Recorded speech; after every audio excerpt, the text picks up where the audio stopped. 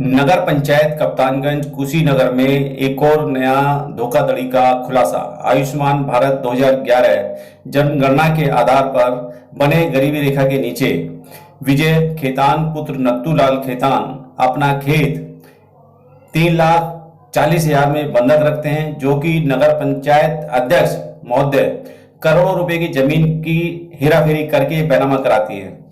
प्रधानमंत्री महोदय को अवगत भी कराया, लेकिन इसमें कोई संज्ञान नहीं लिया गया। श्रीमती सुशीला खेतान पति विजय खेतान विदेशी मदिरा डीलर की दुकान भी 4/1/2006 में उनके पास है। आयुष्मान भारत में इनका नाम अंकित कैसे हुआ? उसी क्रम में सेठ MR जयपुरिया विद्यालय के डायरेक्टर अभिषेक खेतान पुत्र विजय खेतान 8 नवंबर 2016 के बाद इनके पास इतनी बड़ी धनराशि कहां से आई, जब यह आयुष्मान भारत में गरीबी रेखा के नीचे हैं। श्रीमती शिल्पा देवी पति अभिषेक खेतान 5 एकड़ जमीन लेकर ब्लू मार्ट का एक शोरूम का मालिक बनते हैं। श्रीमती शिल्पा देवी पति अभिषेक के काम होने के बाद आयुष्मान भारत में इनका नाम आया कैसे? अपराधी तत्व से जुड़े हुए हैं, इसलिए कि साक्ष्य देखते हुए मामले को संज्ञान में लिया जाए। CBI 2016 से लगी हुई है। अभी तक इस मामले में पैरवी करने वाले राम नरेश अगेरी को न्याय नहीं मिल पा रहा है।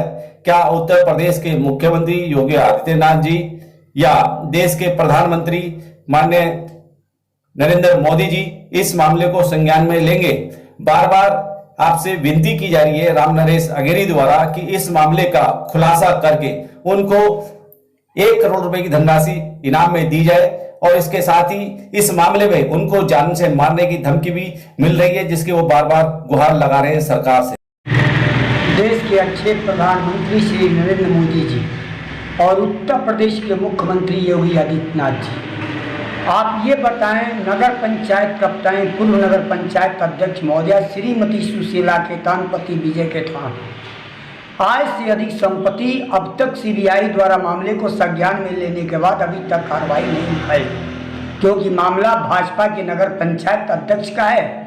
क्या प्रधानमंत्री महोदय जी बताएं, अपराधी से जुड़े हुए लोगों के साथ अगर कनौड़िया इंटर कॉलेज कप्तानी में आगमन होने के बाद हाथ मिलाते हो तो देश के अच्छे प्रधानमंत्री महोदय का यही कर्तव्य है।